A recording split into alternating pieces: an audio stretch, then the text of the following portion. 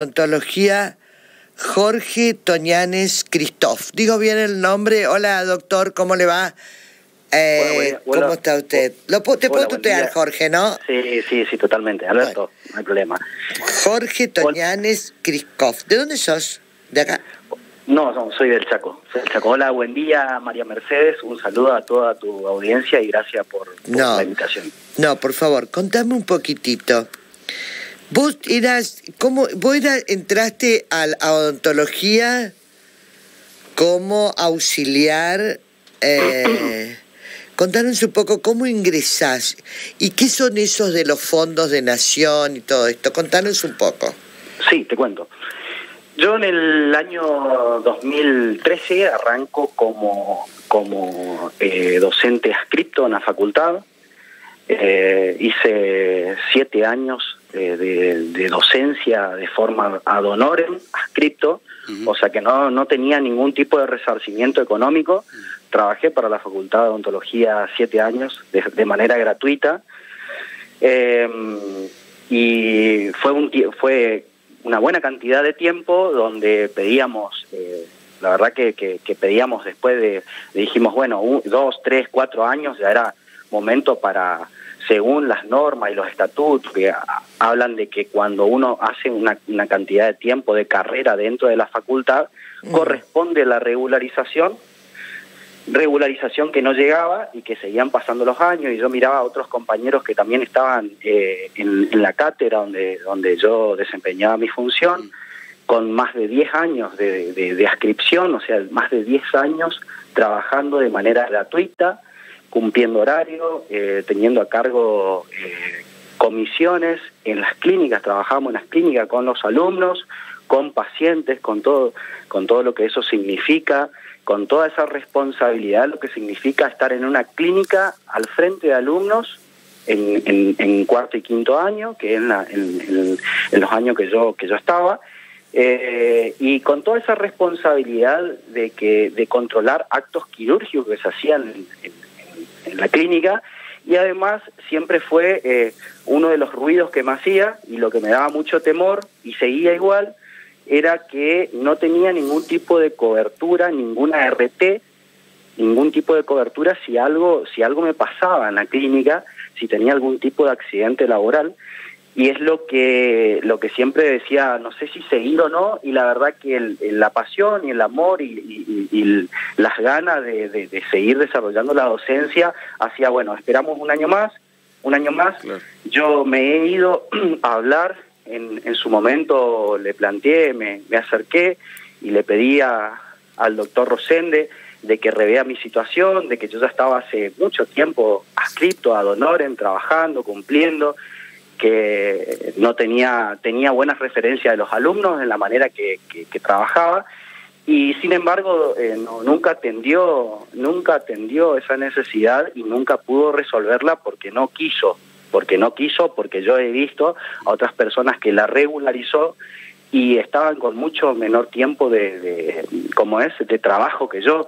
En ese periodo no solamente seguimos la formación docente, sino que también nos habían pedido, como él había declarado en una entrevista anterior, que era necesario la formación docente. Bueno, yo hice la especialidad de endodoncia en la facultad, o sea, me formé, me hice especialista, y sin embargo la designación nunca llegaba. Claro. Luego de eso vienen fondos de Nación a través de la SPU, de la Secretaría de Políticas Universitarias, donde buscaban la manera de regularizar a los precarizados dentro de la Universidad Nacional del Nordeste, y la idea era que con esos fondos que venían de Nación se regularice la situación de todas las personas que estaban en igual condiciones que yo, y que le den que lo pasen a la formalidad de regularizar. Es que por eso en el 2019, 2020, a través del gremio CODIUNE y de las paritarias que se hacen en la UNE, se logra que por paritarias logren mi designación, la cual hasta último momento buscaron las maneras para no regularizarme, hasta que consigo la regularización. Después, en el primer año de regularizado, terminando el primer año de regularizado, ya el primer año hubo un intento de no renovarme el contrato, porque es un contrato que se renueva cada 6 meses, o sea que el control es bastante intenso, porque cada 6 meses te renuevan la designación, o sea, estás constantemente, es muy corto el hilo, donde se puede cortar, y en ese periodo, el primer año, ya intentan no regularizarme, lo cual hasta un mes no me pagan, un mes de trabajo, y yo había hecho el reclamo correspondiente. En ese periodo, terminando ya el año y medio, emiten un acto resolutivo. Jorge, disculpame, sí. Disculpame que te interrumpa, te quiero preguntar, porque si no pasamos por alto. En ese pase a regularizar docentes, sí. Hubo un grupo de docentes que sí fueron regularizados y no fue tu caso. ¿Entendí bien? ¿En qué momento? Nunca. Cuando vos decís que hay un proceso de regularización de docentes a partir de una inyección de fondos de parte de Nación. Sí, ahí en ese momento, la verdad que ellos desde la facultad, habían propuesto una cierta cantidad de personas, porque había un cupo para regularizar, sí. Y en esa cantidad de personas yo... ¿Vos no entraste? Si eran 6 personas para regularizar, me colocaron en el lugar 7. Claro. Cuando yo ya tenía mucha antigüedad y mucho tiempo de estar precarizado y trabajando. Claro, pero a vos te cesantearon, claro, Jorge. Al año y medio te cesantean. Al año y medio claro. que me nombran, me emiten una resolución donde me renovaban. Y firmada por Rosende, que era el vicedecano. En ese momento él era el vicedecano, me renuevan y a los 17 días de la renovación me cesantean. Me dejan sin obra social. Yo en ese momento había sido papá, tenía un hijo de 1 año muy pequeño, y me dejan sin la obra social. Con todo esto ellos lo sabían. ¿Y qué pasa con estos fondos nacionales que vos tramitaste para la facultad? Hicimos el reclamo en el momento donde me dejan sin el cargo. Ellos alegan que la facultad no disponía de unos fondos, que el rectorado no le envió esos fondos. Y la verdad que con mucho asombro, yo la verdad que no podía entender cómo le tiraban la pelota a rectorado, y rectorado no contestaba. No contestaba ni se pronunciaba al respecto, porque eran fondos que ya Nación había puesto para la regularización. Y lo que más me llamó la atención, que en toda la UNE se regularizaron más de 90 personas, 96, 95, y a la única persona que dejaron sin trabajo y se cesantearon fue a mi persona. Y claramente esto fue en un acto discriminatorio, porque hemos hecho la presentación no solamente en la justicia, sino en el INADI, por mi vinculación a un gremio, por mi trabajo en un gremio, digamos, mi vinculación, y porque también en ese último periodo se había hablado de que yo iba a ser representante gremial de CODIUNE, y automáticamente cuando se enteran, o sea, siempre fue una persecución a la parte gremial, siempre fue. Es más, en un momento yo había hablado con colegas de la facultad, y te había pedido que ellos habían ingresado recién también bajo este mismo convenio, y le dije, afíliense al gremio, a CODIUNE, porque van a tener una representación. Y la verdad que ellos me respondieron, la verdad que no, porque desde nuestros jefes de cátedras nos dicen que no nos afiliemos, porque el que se afilia va a quedar afuera como quedó Toñani. ¿Por qué Rosende tiene animosidad con los docentes de CODIUNE? Y la verdad que yo creo que Rosende representa una vieja política, una política de cercenar las libertades de expresión, de perseguir al que piensa distinto, de no dejar hablar, de limitar las voces, de tener, la verdad que con mucho, en virtud de todo lo que pasó, mucho no me asombró, porque esto es lo que se vivió siempre en la Facultad de Odontología. Siempre se vivió esto. Es más, yo allá por el año 2013, el Consejo Directivo de la Facultad de Odontología a través del consejo se sacó un acto resolutivo donde no se podía hacer actos públicos, donde no se podía hablar de política, donde hay personas ajenas a la facultad no podían estar, lo cual después fue dado, se sacó de vigencia porque era un acto totalmente antidemocrático. Y yo creo que en esa parte Oscar Rosende representa esa manera de ver cómo manejar la facultad como si fuera que la facultad es de él y como si fuera que él es su estancia y él es su patrón. Y yo creo que se maneja de esa manera. ¿Por qué crees que nadie ve lo que está pasando? Y la verdad que hay muchas personas, hay una parte que yo había escuchado en una parte de su programa, sí, que decían ustedes que las víctimas no hablan cuando quieren, sino hablan cuando pueden. Y yo creo que esta es una situación donde hoy se da. Creo que hay mucha gente que tiene mucho para contar, que tiene mucho para hablar. No solamente hay una persecución a los docentes, sino hay una persecución a los alumnos. Y yo creo que gran parte de esto también le toca responsabilidad a la rectora anterior, que el otro día con total asombro escuchaba cómo hablaba de que ella no sabía lo que pasaba en odontología, no estaba al tanto de las cosas que se hacían. Ella entendía como que hay un montón de cosas que ella no sabía, y la verdad que el que maneja los hilos de la Universidad Nacional del Noroeste no puede que no sepa lo que está pasando bajo sus subordinados. Uh-huh. Con mucho asombro escuchaba esa parte y la verdad que decía no la puedo creer, pero más la verdad que me di cuenta de eso cuando nosotros hicimos una presentación, sí, cuando se le pedía que me reincorporen al cargo. Yo le hago una carta de documento a la ex rectora, sí, y no me contesta la ex rectora Delfina la carta de documento, sino que me contesta la anterior decana de la Facultad de Odontología. Claramente lo que me contesta que fue una decisión del Consejo Directivo. Ahí quiero abrir un paréntesis porque siempre se valen en las resoluciones del Consejo Directivo, pero que ese Consejo Directivo es un Consejo Directivo armado por él y manejado por él, o sea que ni siquiera saben muchas veces lo que votan a referéndum, o sea que levantan la mano, dicen sí aprobado, pero no saben lo que están votando, o sí saben y se callan, pero saben que están, con las acciones que toman, están lastimando. La verdad que hay una situación que no se dijo, hay una cátedra donde su adjunto se fue de la cátedra, renunció todo su equipo de trabajo. Personas honorables, personas intachables, de gran valor para la facultad. Y lo que hoy nos duele es ver cómo en la facultad quedaron ciertas personas que siguen los lineamientos de él, y no solamente el deterioro se da a nivel de docencia, sino el deterioro a nivel de alumnos, de cómo se están formando los alumnos, y cómo los alumnos tienen miedo en un montón de cosas para alzar la voz, para poder expresarse. Claro, no tienen terror, están aterrorizados.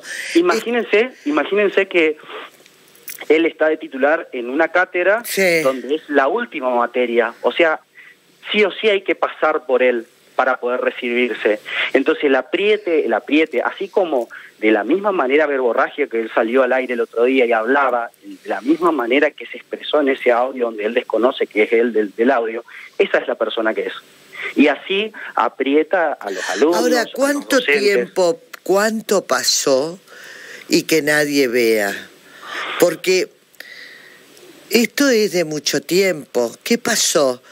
Nadie vio que estaban con una persona que no estaba a la altura de las circunstancias dentro para ser un decano de Facultad de Odontología.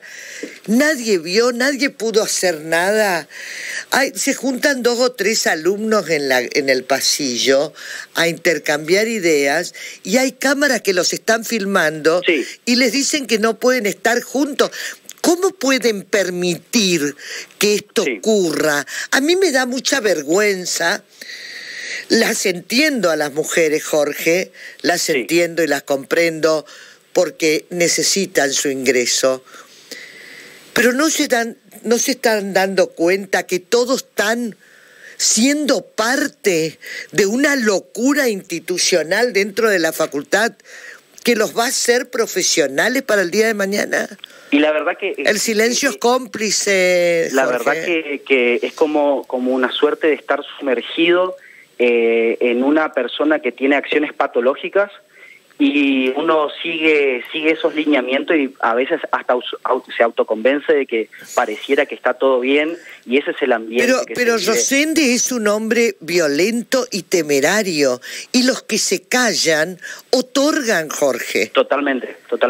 Yo el otro día pensaba y decía, ¿cómo puede ser que en una facultad donde el 80% de los alumnos, el 80% de los docentes, del cuerpo docentes, son mujeres? Y es ahí donde él ataca más fuerte, porque es que él se siente el macho cabrío ahí. Y automáticamente cuando él en una parte del audio que lo increpa, del video donde lo increpa Pira, sí, y le decía que vamos a hablar como hombres de bien, es mentira. Jamás se acercó a hablar con el doctor Pira. El doctor Pira sigue yendo a la facultad. Nunca fue a decirle personalmente, me parece esto, o lo llamó a su oficina para hablar como hombres de bien. Pero escúchame, Jorge, yo entiendo todos los problemas que pasaron, pero ¿quién era la chica, la joven que se descompuso, que le renunciaron todas y que él no aceptó la renuncia? Las jóvenes que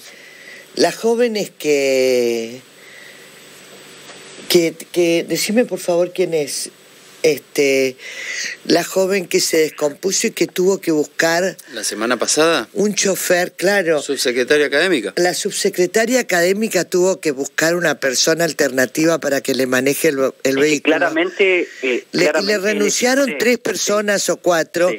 Ahora, escuchame una cosa. Sí. Con la sensibilidad que hay hoy con el tema de la violencia, Jorge, cuando todas las mujeres estamos pidiendo que no haya ni una mina más que sea sometida a violencia, que un superior las destrate, las maltrate y las denigre, Jorge, es una vergüenza que nadie haga nada.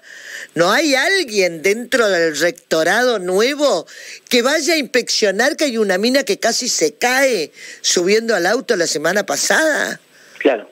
Jorge, a mí me preocupa esto. La verdad que yo me acuerdo, tuve un acto de cuando en una oportunidad él se había acercado a las clínicas, yo estaba con los alumnos y estaba una docente cerca, y me increpó de la misma manera que lo hizo con el doctor Pira, y me dijo, yo a vos te puse a dedo, y si yo quiero te saco a patadas acá de la facultad, y yo cual le pregunté al doctor. Yo no puedo creer.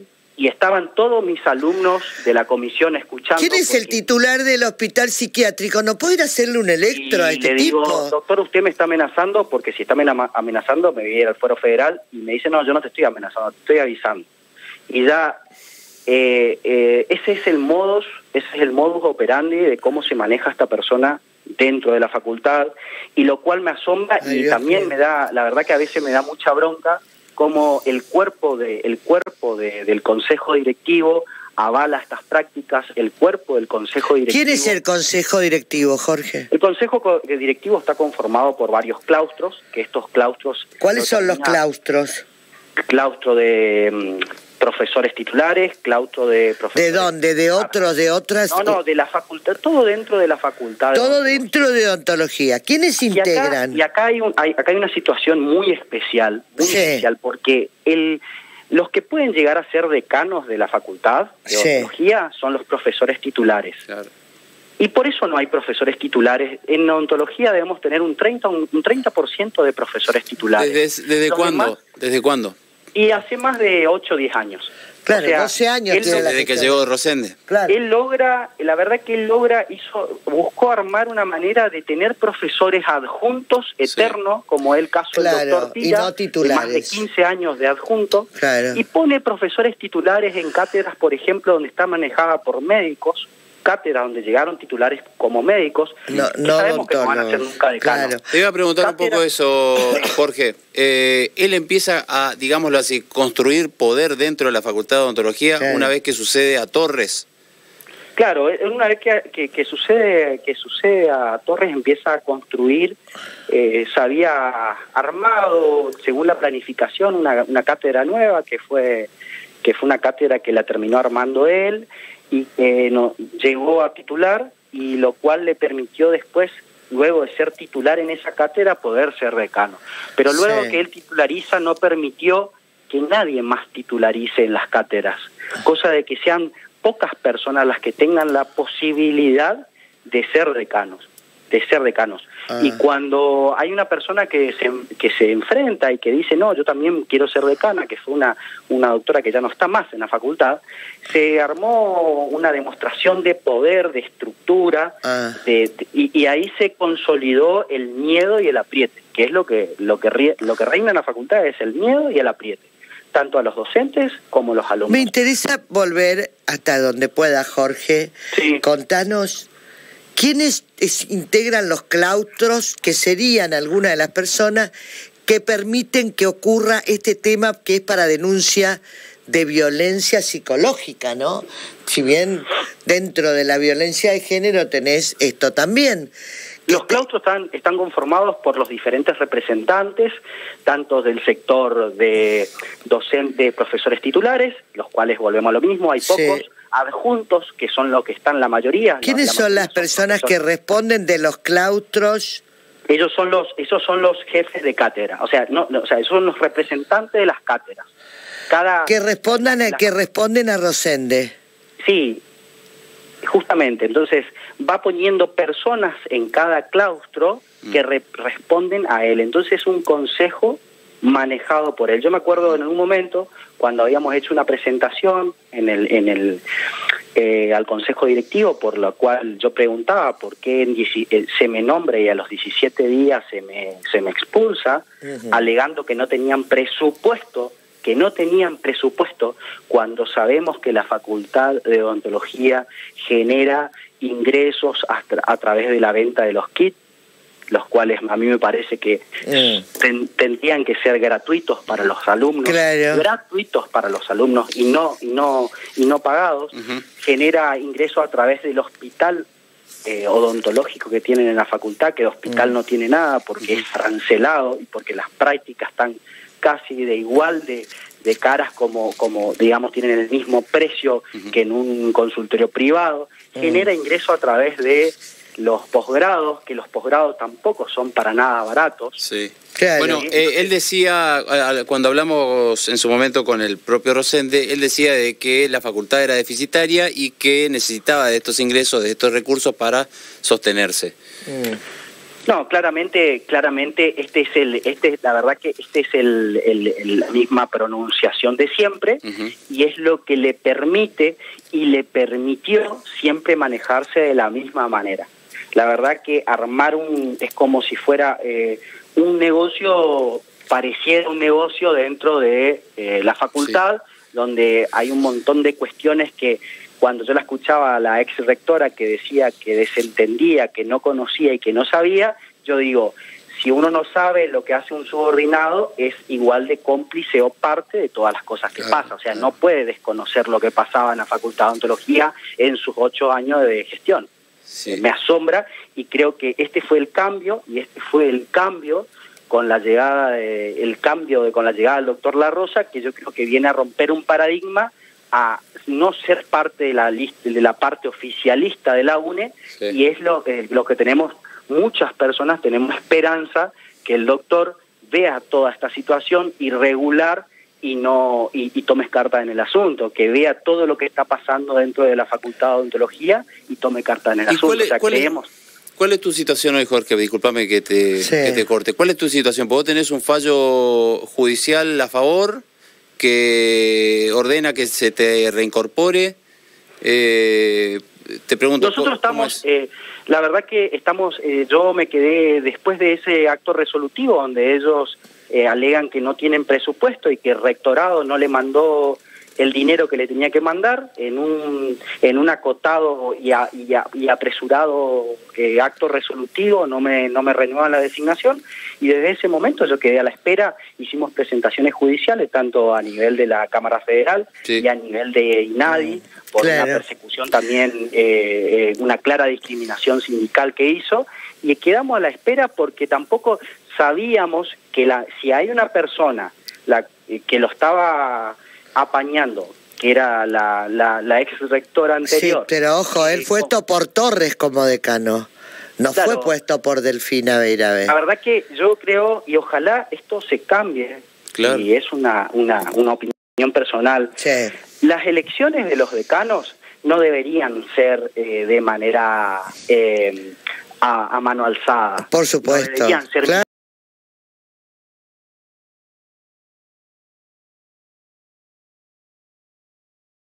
a la cara diciendo, yo le mirá cómo está sufriendo odontología el hecho de que lo hayan impuesto a un decano de esta naturaleza. Yo creo Decime, ¿hay cámaras hasta los cambiadores de docentes? Sí, la verdad que... ¿Hay cámaras en las entradas de los baños? Cámaras hay por...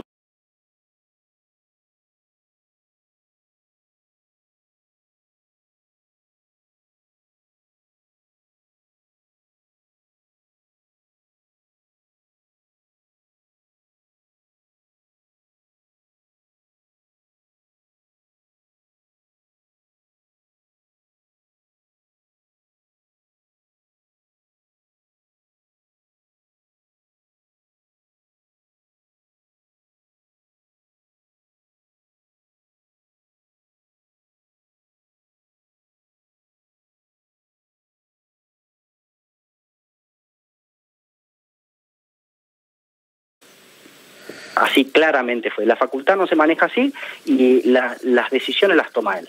Entonces, desde ese momento es como que arrancó una diferencia personal, porque claramente lo que nosotros quisimos hacer es democratizar la facultad de odontología, mostrar una posibilidad de que hay personas que piensan distinto, que en el disenso se puede construir, y claramente todo lo contrario a lo que piensa él. Todo lo contrario a lo que piensa él.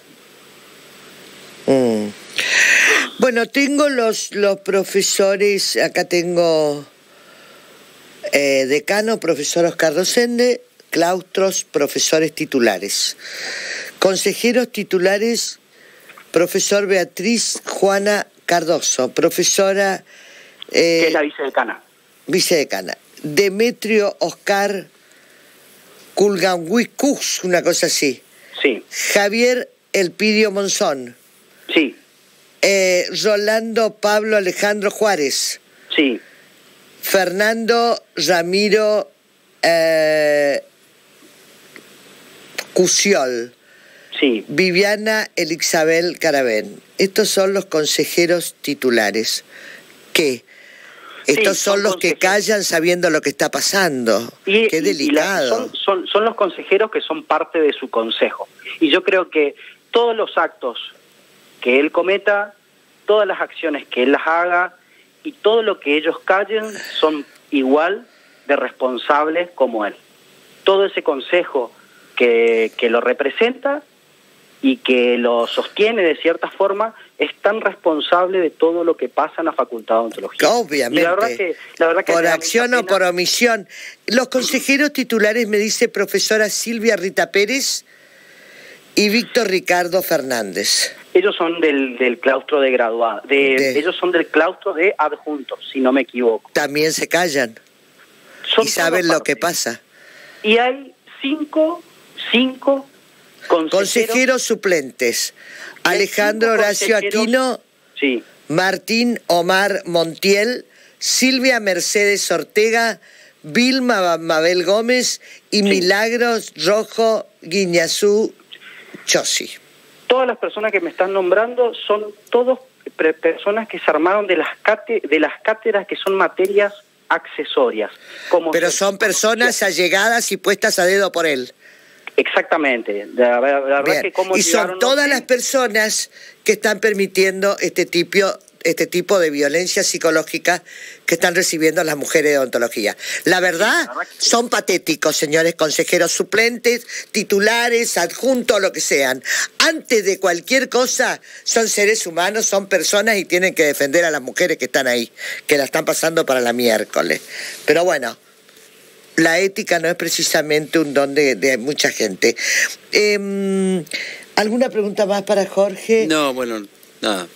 Queremos, como para, la verdad que me pone muy contento que la primera vez que se puede visibilizar toda la locura en la que está sumergida la Facultad de Odontología, que va en detrimento de los alumnos. La verdad que me preocupan los alumnos, me preocupan cómo la están pasando, me preocupa el nivel académico con el que están saliendo, me preocupa la cantidad de prácticos que se le están sacando a los alumnos de manera irracional. Cada práctico que se le saca a los alumnos se le quita la posibilidad de formación, y donde claramente el alumno se recibe y no se termina de recibir y le están ofreciendo un posgrado. Pareciera como que se termina de recibir al alumno y ya le están ofreciendo un producto. Y eso antes no pasaba. Ahora, a mí me preocupa sobremanera, Jorge, es que este consejo se reúne cada semana, o sea, una vez por semana. Estas personas, que teóricamente todo indica allegados a Oscar Rosende, y que si son allegados piensan como él, obran como él, actúan como él, porque el silencio indiscutiblemente es cómplice. Generalmente se reúnen cada semana, los jueves. Vendrían a ser como la legislatura de cada facultad. Bueno, pareciera ser que estos legisladores no están a la altura de las circunstancias. No solamente el consejo directivo tiene la posibilidad de hacer estas prácticas que muchas veces lo hacen, como hicieron como en mi persona, que emitieron un acto donde se me designaba y a los 17 días se me cesanteaba, y te lo dicen claramente, no, eso fue un acto del consejo directivo y se votó a referéndum. También los consejeros son responsables de lo que pasan, y ellos tienen la posibilidad, porque está dentro del estatuto de la universidad, que evidentemente desconocen, donde pueden suspender o remover, los consejeros pueden suspender o remover al decano, vicedecano o algún consejero por un acto indebido, La verdad que me gustaría hacer ese llamado solidario a los consejeros que revean esta situación y que piensen un poco, no solamente en ellos, sino que piensen que detrás de esto hay muchas personas. Te pregunto la última de mi parte, porque tengo que hacer la pausa. ¿Qué pasa con el centro de estudiantes que no está en ningún lugar, que no permiten pegar un cartel, que es tan autoritario esto? Contame qué pasa. Todo es parte de esta estructura y de este pensamiento. O sea, no solo de Rosende, sino de la vicedecana, sino de todos estos consejeros que estábamos nombrando. Todos avalan que no haya un centro, que los alumnos no tengan un centro de estudiantes, ¿verdad? La verdad que los alumnos no se pueden expresar libremente. En la mayoría de las facultades hay movimientos, por ejemplo, feministas, que en la Facultad de Odontología no las hay. ¿Por qué? Porque tienen miedo. ¿Por qué? Porque los chicos se quieren recibir. El miedo es el arma que usan en odontología. El miedo, el apriete. Dios mío, señor, no puedo creer.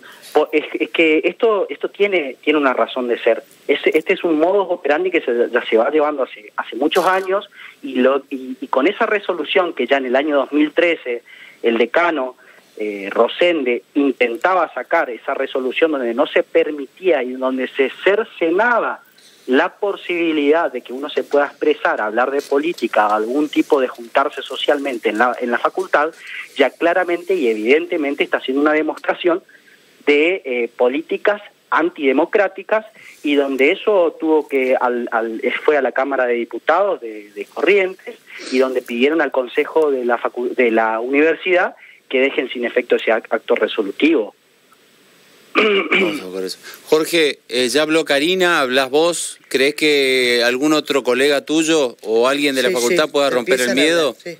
La verdad que hay varios colegas más que hicieron denuncias.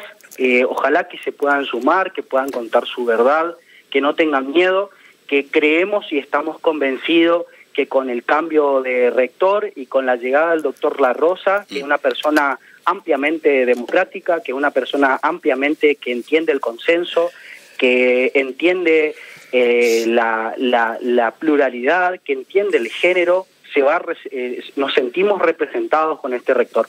Y yo creo que están dadas las condiciones como para que las personas que no compartan estas políticas o que no compartan esta manera de ver en la Facultad de Odontología puedan expresarse y puedan por lo menos dar un paso al costado a las personas que hoy tienen que tomar decisiones y no las hacen en la facultad. Bien, te agradecemos mucho, Jorge, mucho realmente. Bueno, muchísimas gracias a ustedes, y la verdad que el gran trabajo de visibilizar lo que pasa hace muchísimos años en la Facultad de Odontología, donde nunca se contó, es muy importante. Y me duele porque hay personas que ya no están, como es el caso del doctor Rivarola. Un profesor honorable, con una moral, con una ética increíble, y que sufrió todo tipo de actos persecutorios. ¿Y dónde terminó? Fuera de la facultad. Espera, persecutorios por Rosende. Exactamente, donde claramente Rosende lo persiguió de alguna manera y lo sacó dentro de del circuito de la facultad. Y acá la verdad que hay una situación muy particular, porque todos los juicios que pierde la Facultad de Odontología lo pagan con recursos de la Facultad de Odontología, no con el bolsillo del doctor Rosende. Y eso es lo que llama la atención. ¿Cómo puede ser que el rectorado esté viendo esta situación y veía que se perdían juicios y no le llamaban la atención? ¿Qué pasa en la Facultad de Odontología que hay tantas demandas? Sí. No, y hablando de los docentes, otros que por motu propio decidieron dar un paso al costado de gran trayectoria, me citaron varios a mí, que tuvieron que dejar la facultad cansados de esta situación. Y bueno. Hay un docente de más de 15 años de ser profesor adjunto y nunca le dieron la titularidad. ¿Por qué nunca le dieron la titularidad? Por el miedo a que se presente como candidato a decano.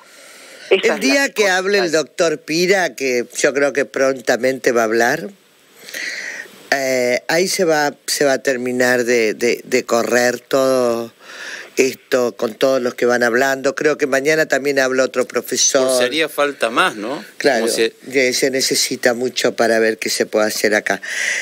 Jorge Toñanes Christoph, te agradezco mucho y felicito tu valor y que te hayas animado. Mucha suerte, Jorge. Muchas gracias por la llamada, por dejar contar mi experiencia. Y soy uno de los que cree que la situación va a cambiar, que va a haber justicia, y con la llegada del nuevo rector, todas estas cosas que están mal van a empezar a cambiar. Creemos fuertemente en eso. Gracias. Bueno, tenemos alguna que otra información más, no sé si tenés algo más.